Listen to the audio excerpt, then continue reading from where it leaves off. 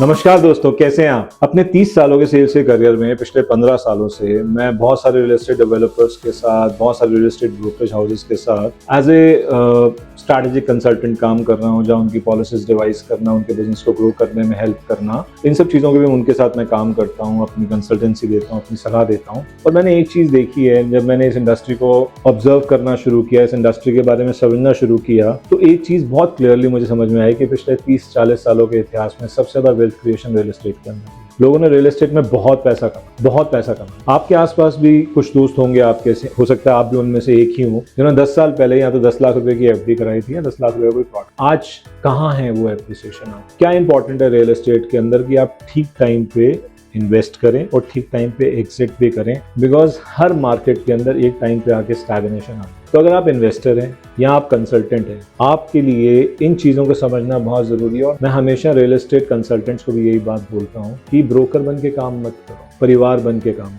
Real estate consultant बनो, broker मत बनो, सिर्फ कमीशन के ऊपर मत खेलो इस बिजनेस के अंदर, क्योंकि ये वैल्यू बिजनेस है। कोई भी डील का जो वैल्यू होता है बहुत ज्यादा होता है, तो ईमानदारी के भी 1-2% में आप बहुत अच्छा कमाते हो। और मेरा अपना मानना है सभी बिजनेस में, और इस बिजनेस में खासकर, money is by product of relationship and work.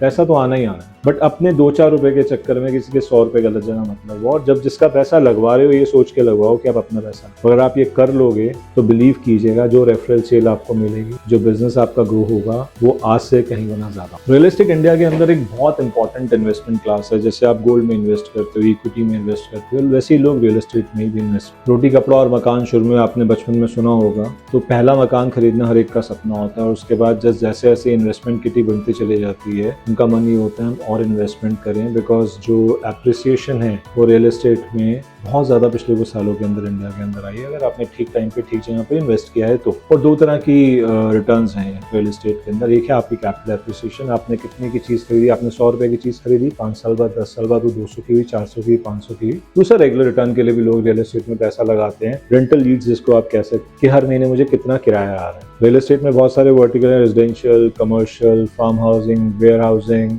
आजकल ब्रांडेड रेजिडेंसेज बहुत आ रहे हैं इंडिया के अंदर, बहुत बड़े बड़े ब्रांड्स अपने यहाँ पे प्रीमियम रेजिडेंसेज लेकर आ रहे हैं। लोगों का बेसिक फैक्टर क्या है? देखिए, 2 तरह की इन्वेस्टमेंट है। पहली चीज़ होती है नीड बेस्ड, कि मुझे अपने घर की ज़रूरत है, एक एड्रेस की एक वैल्यू होती है, मैं उसके हिसाब से इन्वेस्टमेंट करता हूँ, अपने बजट के हिसाब से, अपनी ज़रूरत के हिसाब से मैं इन्वेस्टमेंट करता हूँ। दूसरा, जब मेरे पास एक कॉर्पस क्रिएट होना शुरू हो जाता है, तो कई बार मेरा मन होता है कि मैं अपनी एक ऐसी रेगुलर इनकम बनाऊँ जहाँ से मुझे हर महीने किराया। कई बार मेरा ये मन होता है कि यार मुझे एक सेकंड होम चाहिए। कोरोना के बाद ये चीज़ें बहुत ज़्यादा पॉपुलर हो गई इंडिया के अंदर। बहुत सारी ऐसी डेस्टिनेशन है जहाँ पे सेकंड होम का कॉन्सेप्ट बहुत तेज़ी से ग्रो किया आफ्टर कोरोना। लोगों को ये समझ में आया कि पैसा अपनी जगह है और अपने लाइफस्टाइल को, अपनी ज़िंदगी को जीना एक अलग चीज़ है। तो सेकंड होम का कॉन्सेप्ट इंडिया में पहले भी था, बट कोरोना के बाद बहुत तेज़ी से बढ़ रहा है और आज भी बहुत ग्रो कर रहा है। बहुत सारी ऐसी टियर 2, टियर 3 सिटीज़ हैं जहाँ पे रेगुलर आपको इन्वेस्टमेंट लोगों की आती हुई नजर आएगी। हर एक का अपना अपना माइंड सेट है। किसी को बीचेस पसंद है, किसी को हिल्स पसंद है, किसी को रिलीजियस प्लेसेस पसंद है, बट इन्वेस्ट हर आदमी करना चाहता है, डिपेंड करता है उसके बजट के ऊपर। इन्वेस्ट करने के लिए आपको एक भरोसेमंद साथी की ज़रूरत है, जिसको हम लोग रियल एस्टेट कंसल्टेंट कहते हैं या ब्रोकर कहते हैं। बहुत लोगों को ब्रोकर और कंसल्टेंसी का फ़र्क भी नहीं पता। तो अगर आप एक इन्वेस्टर हैं, आप इस बिज़नेस के अंदर हैं, तो एक चीज़ हमेशा दिमाग में रखिए, स्पेशली जो लोग इसको एज ए बिज़नेस करते हैं, कि अपने 2-4-5 रुपए के चक्कर में किसी के 100 रुपए गलत जगह मत लगवाएं, because money is by product of relationship and work. ये इस इंडस्ट्री में भी है और सभी इंडस्ट्री के अंदर है कि आपको रेफरेंस सेल, आपको रेगुलर इनकम तभी मिलेगी जब आप किसी अपने क्लाइंट का पैसा भी उस तरीके से लगाएंगे जैसे आप अपना पैसा लगा रहे हैं। और 3 चीज़ें बहुत इंपॉर्टेंट हैं जो मैं एक इन्वेस्टर हूँ तो भी मुझे एनालाइज करनी चाहिए, और अगर मैं एक कंसल्टेंट हूँ, अगर मैं एक इस व्यापार के अंदर हूँ, तो भी मुझे अपने क्लाइंट्स के लिए वो ड्यू डिलिजेंस करना बहुत ज़रूरी है। पहली चीज़ है मेरे पैसे की सेफ्टी सिक्योरिटी क्या है, और जब मैं अपनी बात कर रहा हूँ तो मैं अपने साथ अपने क्लाइंट्स को भी ऐड कर रहा हूँ कि मेरे पैसे की सेफ्टी सिक्योरिटी क्या है। अब इसके लिए मुझे क्या देखना चाहिए? मुझे डेवलपर का बैकग्राउंड देखना चाहिए, फाइनेंशियल स्ट्रेंथ देखनी चाहिए, कितने प्रोजेक्ट्स वो डिलीवर कर चुके हैं ये देखना चाहिए, लीगल कंप्लायंसेस क्या हैं ये देखना चाहिए, प्रोजेक्ट वेरा अप्रूव्ड है कि नहीं ये देखना चाहिए। बहुत सारे फैक्टर्स हैं जो ड्यू डिलिजेंस करना आपकी जिम्मेदारी। दूसरा इंपॉर्टेंट फैक्टर क्या है, अगर मैं अपना पैसा लगा रहा हूँ और बार बार मैं याद दिला रहा हूँ मेरे अपने पैसे का मतलब मेरे क्लाइंट का पैसा भी है, कि क्या रिटर्न मैं एक्सपेक्ट कर सकता हूँ। जो ये रिटर्न वाला पैरामीटर है ना, हर एक के दिमाग में, बट इसके लिए बहुत सारे मैक्रो फैक्टर्स रिस्पॉन्सिबल हैं जो आपको दिमाग में रखने चाहिए, क्योंकि बेसिक फैक्टर क्या है, डिमांड सप्लाई का गैप। जहाँ पे डिमांड ज़्यादा होगी, सप्लाई कम होगी, ये बेसिक इकोनॉमिक्स है, तो वहाँ पे ग्रोथ बढ़ेगी, एप्रिसिएशन आएगी। जहाँ सप्लाई ज़्यादा होगी, डिमांड कम होगी, वहाँ पे ग्रोथ आने के चांसेस बहुत मिनिमाइज रह जाते हैं। अब वो मैक्रो फैक्टर्स क्या हैं? ऐसे कौन से इंफ्रास्ट्रक्चर प्रोजेक्ट्स गवर्नमेंट वहाँ पे लेकर आ रही है, ऐसे कौन सा टूरिज्म वहाँ पे बढ़ रहा है, ऐसी कौन सी वजहें हैं कि वहाँ पे डिमांड बढ़ेगी, एंड यूज़र आएगा, हैबिटेशन आएगी, लोगों का खरीदने का रुझान होगा। ये सेकेंड फैक्टर है। ये मुझे एनालाइज करना चाहिए अगर मैं इन्वेस्ट कर रहा हूँ कि ऐसे कौन कौन से मैक्रो फैक्टर्स हैं जो मुझे ध्यान में रख के किसी भी एरिया के अंदर इन्वेस्ट करना चाहिए, कि क्या गवर्नमेंट की पॉलिसीज़ हैं, क्या मैक्रो फैक्टर्स हैं, क्या माइक्रो फैक्टर्स हैं अगले 4, 5, 6 साल। क्योंकि रियल एस्टेट एक शॉर्ट टर्म इन्वेस्टमेंट नहीं कि 6 महीने 1 साल में मैं क्विट करने का सोचूं तो मुझे रियल एस्टेट में इन्वेस्ट नहीं करना चाहिए। बहुत सारे और इन्वेस्टमेंट क्लास है, गोल्ड है, म्यूचुअल फंड्स हैं, इक्विटी मार्केट है, एफडीज हैं जहाँ पे मैं इन्वेस्ट। तीसरा इंपॉर्टेंट फैक्टर ये है कि अगर मैं एग्जिट करना चाहूँगा तो मैं क्या कर पाऊँगा या नहीं कर पाऊँगा। ऐसा तो नहीं हो, किताबों में तो एप्रिसिएशन बहुत ज़्यादा आ गई है मगर मैं एग्जिट नहीं कर। तो ये तीनों फैक्टर्स आपको दिमाग में रखने ज़रूरी हैं। पहला, मेरे पैसे की सेफ्टी सिक्योरिटी क्या है, दूसरा, मैं क्या रिटर्न एक्सपेक्ट कर सकता हूँ, और तीसरा, क्या एग्जिट ऑप्शंस मेरे पास अवेलेबल होंगे if I want. In 3 parameters को दिमाग में रख के आप अपना पैसा भी लगा सकते हैं और अपने क्लाइंट्स का पैसा भी लगवा सकते हैं। अगर आप एक इन्वेस्टर हैं तो सिर्फ सस्ती चीज़ों को खरीदने की तरफ मत भागें, अपनी ड्यू डिलिजेंस पूरी कीजिए। जिस एरिया में आप इन्वेस्ट करना चाह रहे हैं अगले 5 सालों में, 10 सालों में, वहाँ पे ऐसी कौन सी गवर्नमेंट की पॉलिसी है जिसकी वजह से आपकी इंफ्रास्ट्रक्चर ग्रोथ हो रही है, आपकी डेवलपमेंट हो रही है ओवरऑल मैक्रो लेवल पे एरिया की, और क्या वजह है वहाँ पे एम्प्लॉयमेंट जनरेट होने की, क्या वजह है वहाँ पे एंड यूजर के आने की। क्योंकि देखिए, इन्वेस्टर इनिशियली मार्केट को drive, but actual appreciation and user लेकर आता, और वो एंड यूजर एक सर्टेन टाइम के बाद आता है जब वो एरिया डेवलप। तो मुझे ये देखना बहुत जरूरी है कि अगले 5 सालों में, 10 सालों में क्या यहाँ पे एक्चुअली में वो एंड यूजर आ पाएगा जो इस एरिया को एप्रिसिएशन दे पाएगा। मैं कई बार लोगों को देखता हूँ कि वो सिर्फ इन्वेस्टमेंट इसलिए करते हैं क्योंकि एक सस्ता प्रोडक्ट मिल रहा हो, और वो 5 साल बाद भी सस्ता ही रहता है क्योंकि एक्चुअली में एंड यूजर नहीं आ। फिर आपको डेवलपर का बैकग्राउंड चेक करना बहुत ज़रूरी है कि उसकी फाइनेंशियल स्ट्रेंथ क्या है, कितने प्रोजेक्ट डिलीवर कर चुका है, लीगल कंप्लायंसेस क्या क्या उसके कंप्लीट हैं, क्या वो लैंड ओन करता है। कई मैंने ऐसे लोग देखे हैं जो सिर्फ एग्रीमेंट पे लैंड बेचना शुरू कर देते हैं, उनके पास लैंड अपनी हो। तो ये सारे फैक्टर्स को एनालाइज करना बहुत ज़रूरी है। बहुत एक कॉमन मिस्टेक मैं लोगों के अंदर देखता हूँ कि लोग किसी भी एक नए रेजिडेंशियल प्रोजेक्ट में जहाँ उन्होंने रहना नहीं है इन्वेस्टमेंट करते हैं और बैंक से बहुत ज़्यादा लोन लेके करते हैं। पर्सनली मुझे ऐसा लगता है कि ये कुछ हद तक इन्वेस्टमेंट फिलॉसफी के अगेंस्ट, क्योंकि अगर आप लोन पे इन्वेस्टमेंट कर रहे हैं तो 5 से 7 साल तक अगर आपकी जो EMI जाती हैं, क्रेडिटेड मंथली इंस्टॉलमेंट जाती हैं, उसमें बहुत बड़ा मेजर कंपोनेंट तो इंटरेस्ट है। प्रिंसिपल आपका बहुत ज़्यादा कम जा रहा होता है इनिशियल इंस्टॉलमेंट्स के। भगवान ना करे अगर कोई इमरजेंसी पड़ गई, 5-7 सालों में आपको उस इन्वेस्टमेंट से क्विट करना पड़ा, तो बिलीव कीजिएगा आपने तो शायद नहीं कमाया होगा मगर बैंक ने ज़रूर। तो हमेशा अपने बजट को देख के, अपने रिस्क एपेटाइट देख के, अपना टाइम फ्रेम आपके दिमाग में क्या है, उतना ही पैसा लगाइए जो आपको लगता है कि मैं रियल एस्टेट में 4-5 साल तक रख सकता हूँ। कोई इमरजेंसी हो जाए वो बात और है, वो किसी के साथ भी हो सकती है, आपके साथ भी हो सकती है, मेरे साथ भी हो सकती है। बट माइंड फ्रेम क्या होना चाहिए कि मुझे इन्वेस्टमेंट करनी है, कम से कम 4 से 5 साल का टाइम फ्रेम दिमाग में रख। मुझे 6 महीने 1 साल के लिए इन्वेस्टमेंट नहीं करनी, और उतनी करनी है जिसमें मैं बिल्कुल टाइट ना हो जाऊँ। कोशिश ये होनी चाहिए।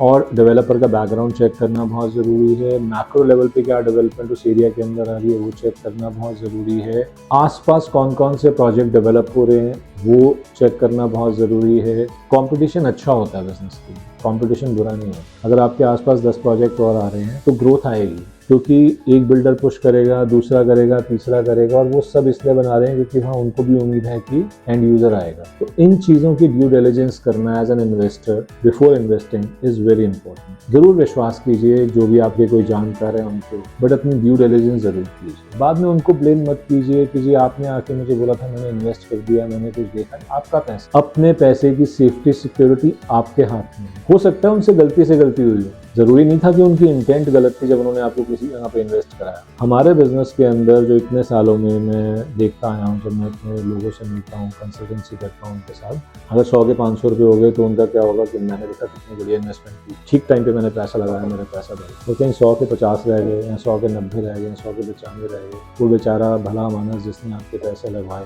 उसको आप क्या क्या बोलते हो मन में, मुझे नहीं पता। और हो सकता है कि उसकी गलती ना हो, अपनी पूरी ड्यू डिलिजेंस करके आपने लगाया हो, तो फिर भी होने को कुछ भी हो सकता है, बट ड्यू डिलिजेंस करना, इन मैक्रो फैक्टर्स को एनालाइज करना, ये हमारी रिस्पॉन्सिबिलिटी है एज एन इन्वेस्टर और हमें करना है। अगर आप रियल एस्टेट कंसल्टेंट हैं तो ऐसा सोचिए कि आप अपना पैसा लगवा रहे हैं, अपने किसी भी इन्वेस्टर का पैसा लगाने से पहले सिर्फ कमीशन के लिए काम मत कीजिए, अपने 4-5 रुपए के लिए, इसके 100 रुपये गलत जगह मत करना। क्या ज़रूरी है, पहले आपको खुद प्रोजेक्ट के बारे में पूरी नॉलेज होनी चाहिए, आपको पता होना चाहिए। प्रोजेक्ट का शॉर्ट एनालिसिस कीजिए ना कि क्या टाइम फ्रेम में अपने कस्टमर को सजेस्ट कर सकता हूँ, उसकी इन्वेस्टमेंट कितनी सेफ है, डेवलपर का बैकग्राउंड क्या है, अगर कल को मुझे उसको रीसेल कराना होगा, इस यूनिट को एग्जिट कराना होगा, क्या मेरे पास उस तरह के कस्टमर्स होंगे, क्या उतनी डिमांड उस टाइम पे आज से 4-5 साल के बाद होगी। मिसकमिट मत कीजिए। देखिए, आप एक सेटिस्फाइड कस्टमर्स 10 कस्टमर्स लेकर आता है और एक अनसेटिस्फाइड कस्टमर 100 कस्टमर्स को दूर लेके जाता है।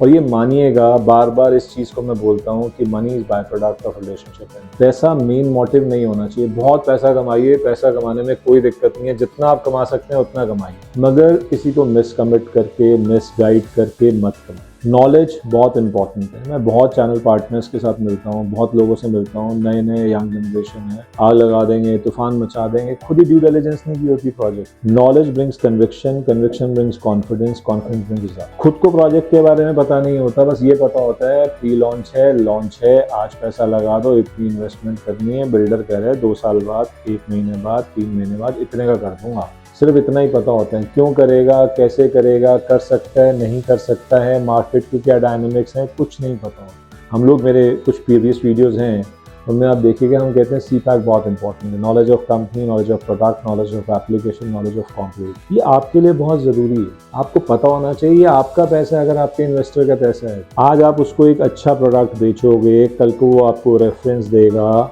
दोबारा आपके पास आएगा कि भैया मेरे दोस्त ने, मेरे भाई ने, मेरे किसी ने ये चीज़ में इन्वेस्ट करना है, आप उसकी हेल्प करें कल, क्योंकि वो अगर आपकी service, we are in to service industry, as a real estate consultant आप सर्विस इंडस्ट्री के अंदर है, आपकी सर्विसेज की क्वालिटी तय करती है कि आपको कितना रिपीट बिजनेस मिलेगा, कितना रिपीट बिजनेस नहीं मिलेगा। और हमेशा एक चीज़ दिमाग में, तीसरी बार ये बात बोल रहा हूँ मैं कि money is by product of relationship.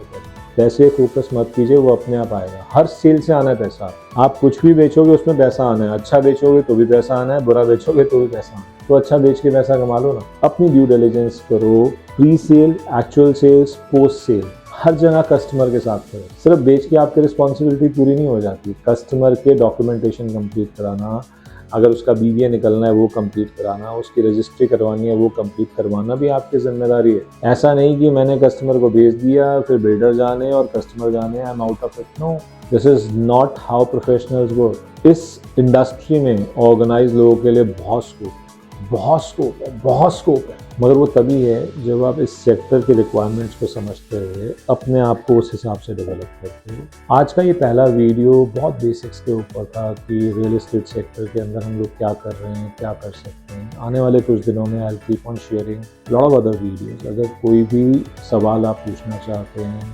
तो कमेंट कर सकते हैं, माई team will help you with that. मैं ये मानता हूँ कि इस सेक्टर में बहुत ग्रोथ है। Real estate is a growing sector and it will always be, because नए नए एरियाज डेवलप हो रहे हैं, Tier 2 Tier 3 सिटीज़ में बहुत डेवलपमेंट आ रही है, मेट्रोस के अंदर नए नए जो प्रोजेक्ट्स आ रहे हैं वो बहुत डेवलपमेंट लेकर आ रहे हैं, और इस सेक्टर में ऑर्गेनाइज लोगों के लिए बहुत स्कोप है। इन्वेस्टर भी इवॉल्व होता चला जा रहा है, आपको भी इवॉल्व होना पड़ेगा अगर आप बिजनेस के अंदर हैं, और डेवलपर्स भी आज की डेट में आफ्टर रेरा बहुत ज़्यादा रेगुलेटेड है। ग्रो कीजिए लाइफ के अंदर, इन्वेस्टमेंट करने से पहले अपनी ड्यू डिलिजेंस कीजिए, और इन्वेस्टमेंट कराने से पहले अपनी ड्यू डिलिजेंस कीजिए।